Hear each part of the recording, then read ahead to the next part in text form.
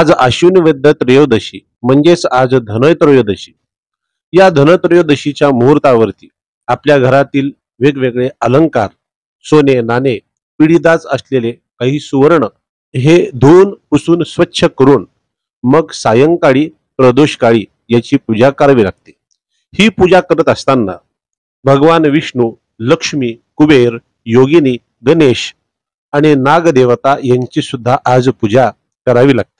आणि पूजा झाल्यानंतर खिरीचा नैवेद्य किंवा धने आणि गुळाचा नैवेद्य आज दाखवावा लागतो।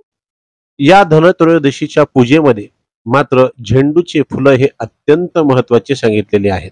धनत्रयोदशीला वस्त्र अलंकार खरेदी करणं अत्यंत शुभ मानलं जातं।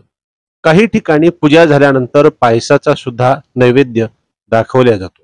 काही ठिकाणी दान धर्म सुद्धा केले जातात। मात्र या दिवशी सायंकाळी तेलाने भरून ठेवलेला एक दिवा प्रज्वलित करावा आणि नंतर त्याची गंध उपचारांनी पूजा करून आपल्या घराच्या दाराजवळ हा दिवा ठेवावा लागतो। आणि हा दिवा ठेवण्याचा उद्देश यमदीपदान, आज यमदीपदान सुद्धा आहे।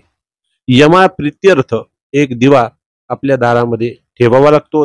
हा दिवा दक्षिणेला तोंड करून ठेवून आणि यमाची प्रार्थना करावी लागते। ती प्रार्थना अशी: मृत्यूनाम दंड पाशाभ्याम कालेन शाम्ययासह त्रयोदश्याम दीपदानात सूर्यज प्रियताम मम। अशी यमाची प्रार्थना केल्यानंतर यमराज आपल्यावरती प्रसन्न होत असतात आणि आपल्या घरामध्ये अकाली मृत्यू मात्र कधीही होत नाही। यमाचा आशीर्वादही भेटतो। घरामध्ये आपल्याला सुद्धा धन धान्य याचा सुद्धा आशीर्वाद आपल्याला भेटतो।